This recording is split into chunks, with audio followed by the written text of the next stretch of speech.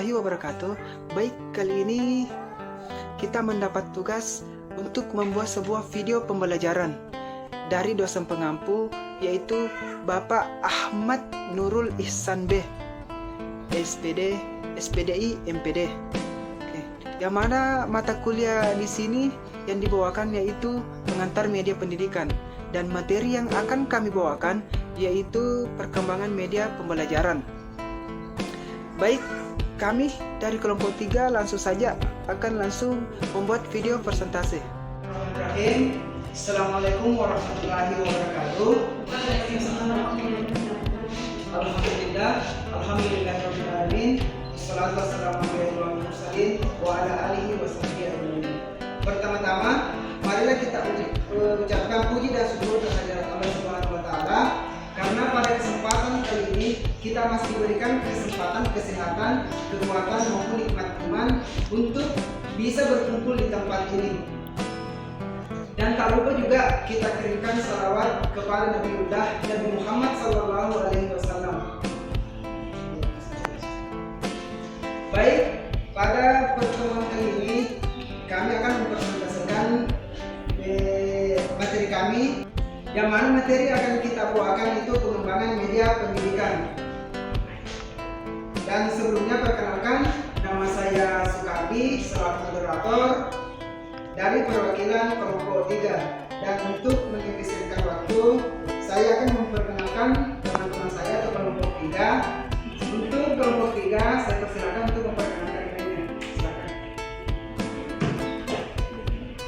Baik, bismillahirrahmanirrahim. Perkenalkan, saya Nana Sari sebagai materi kelima dan di sana. Baik, perkenalkan nama saya Sonia Ana, materi keempat. Baik, perkenalkan Putri, pemateri ketiga. Perkenalkan, saya Alvin Ispa sebagai pemateri kedua. Perkenalkan, nama saya Adia sebagai pemateri pertama. Baik, itu tadi nama-nama dari kelompok 3, dan demi mengefisienkan waktu, kami akan mempresentasikan materi kami yaitu pengembangan media pendidikan. Kepada pemateri 1, saya persilakan untuk mempresentasikan materinya. Dengan ini saya silakan. Bismillah. Terima kasih atas kesempatan yang diberikan oleh moderator. Di sini saya akan memaparkan materi analisis kebutuhan dan karakteristik peserta didik. Analisis diadaptasi dari bahasa Inggris. Analisis yang secara etimologis berasal dari bahasa Yunani kuno yang dibaca analisis. Kata analisis terbagi menjadi dua suku kata, yaitu anai yang artinya kembali dan nuein yang artinya melepas atau mengurai. Secara umum, pengertian analisis adalah aktivitas yang terdiri dari serangkaian kegiatan seperti mengurai, membedakan, dan memilah sesuatu untuk dikelompokkan kembali menurut kriteria tertentu dan kemudian dicari kaitannya lalu ditafsirkan maknanya. Saya kembalikan kepada moderator. Oke, selanjutnya saya persilakan untuk pemateri kedua untuk memaparkan materinya. Dengan ini saya silakan. Baik, terima kasih atas kesempatan yang diberikan oleh moderator. Saya akan memaparkan materinya, yaitu pengertian peserta didik menurut beberapa ahli. Peserta didik merupakan komponen mahasiswa yang menempati posisi sentral dalam proses belajar mengajar menurut Undang-Undang Dasar Nomor 20 Tahun 2003. Peserta didik adalah anggota masyarakat yang berusaha mengembangkan potensi diri melalui proses pembelajaran yang tersedia pada jalur, jenjang, dan jenis pendidikan tertentu. Menurut Sadarwan Daniel Bulu, peserta didik merupakan sumber utama dan terpenting dalam proses pendidikan formal. Yang berikutnya yaitu analisis kebutuhan peserta didik, mengklasifikasi beberapa karakteristik peserta didik. Di antaranya, peserta didik adalah individu yang memiliki potensi fisik dan psikis yang khas sehingga ia merupakan insan yang unik. Peserta didik adalah individu yang sedang berkembang. Peserta didik adalah individu yang membutuhkan bimbingan individual dan perlakuan manusiawi. Peserta didik adalah individu yang memiliki kemampuan untuk mandiri. Kebutuhannya biasanya muncul karena adanya ketidakseimbangan dalam diri individu, sehingga membuat individu bersangkutan melakukan suatu tindakan untuk mengarah pada tujuan. Dan tujuan itu diharapkan dapat memenuhi kebutuhan yang ada seperti yang pertama, kebutuhan akan merasa aman dan perlindungan. Kedua, kebutuhan akan kasih sayang dan memiliki. Yang ketiga, yaitu kebutuhan akan rasa harga diri. Dan terakhir, kebutuhan akan aktualisasi diri.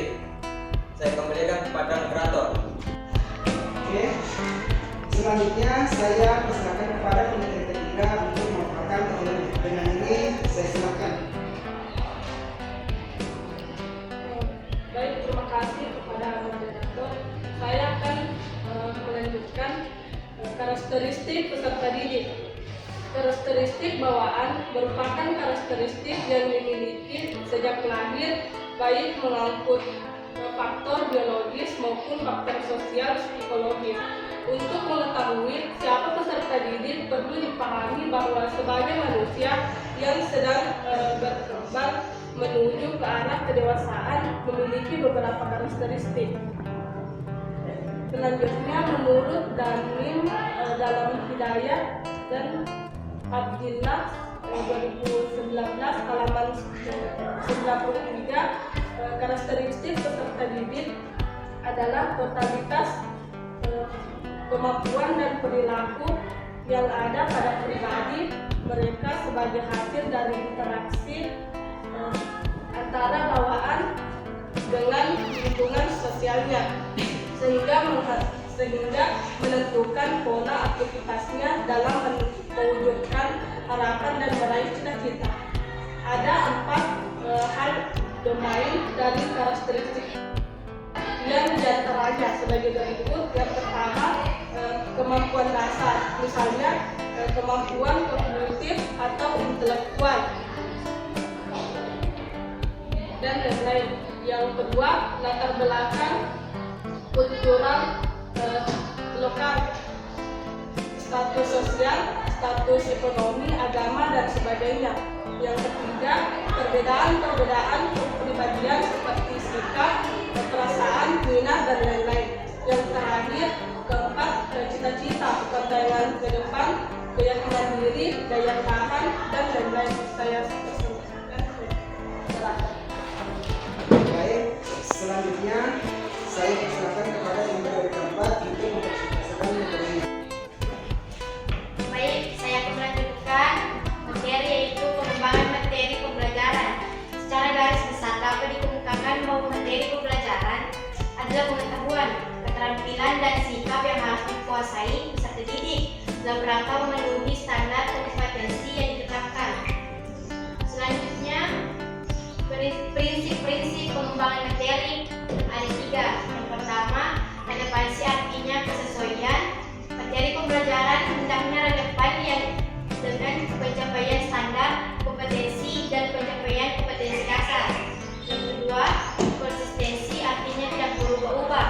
Jika kompetensi dasar harus dikuasai peserta didik ada 4 macam, maka materi yang harus diajarkan juga harus mengikuti 4 macam. Yang ketiga, SPCR, artinya kecukupan. Materi yang diajarkan hendaknya cukup memadai dalam membantu peserta didik menguasai kompetensi dasar yang diajarkan. Baik, saya kembalikan kepada Rafa. Oke, selanjutnya saya persilakan kepada pemateri kedua untuk memaparkan materinya. Ini silakan. Baik, terima kasih atas kesempatan yang diberikan kepada saya. Saya akan melanjutkan materi kerangka penentuan materi pembelajaran. A. Identifikasi standar kompetensi dan kompetensi dasar.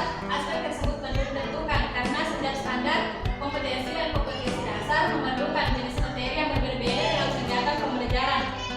Harus ditentukan apakah standar kompetensi dan kompetensi dasar yang harus dikuasai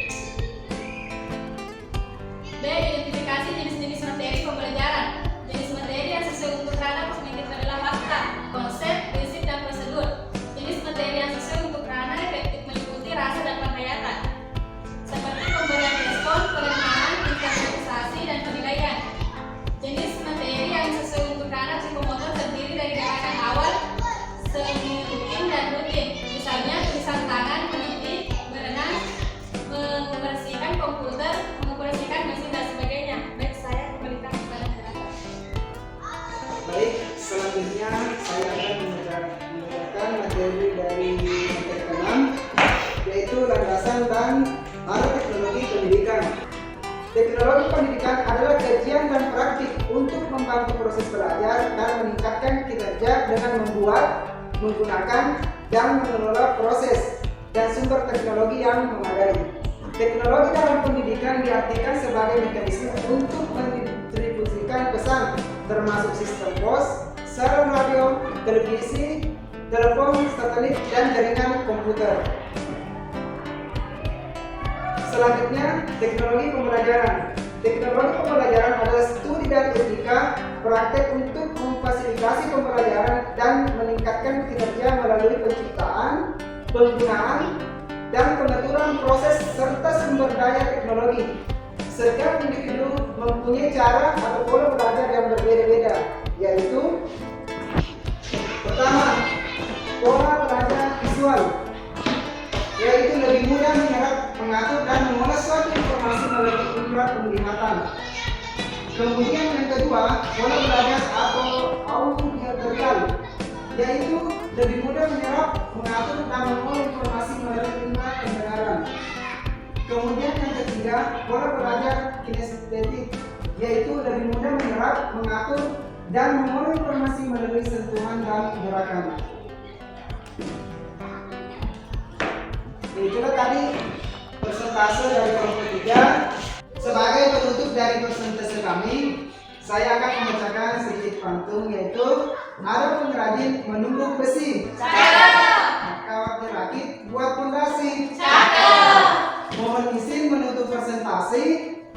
Semoga bisa dapat apresiasi. Sekian dan terima kasih. Baik, sebagai kesimpulan dari persentase kami, yaitu analisis kebutuhan dan karakteristik peserta didik. Analisis kebutuhan peserta didik di sini ada 3 yang penting, yaitu analisis psikologis. Analisis psikologis ini sangat penting. Kenapa? Karena analisis psikologis ini berkaitan langsung dengan perkembangan peserta didik dan kondisi fisik peserta didik serta kelangsungan hidup dari peserta didik. Kemudian yang ketiga yaitu kebutuhan rasa aman, yang mana kebutuhan ini sangat diperlukan bagi peserta didik. Kenapa? Karena peserta didik juga menginginkan ketentraman, kenyamanan dalam proses belajar di lingkungannya. Kemudian selanjutnya adalah karakteristik peserta didik. Karakteristik peserta didik di sini yang dimaksud adalah kemampuan dasar dari peserta didik, yang mana kemampuan dasar dari peserta didik yaitu kemampuan kognitif, yaitu kemampuan pengetahuan dan intelektual.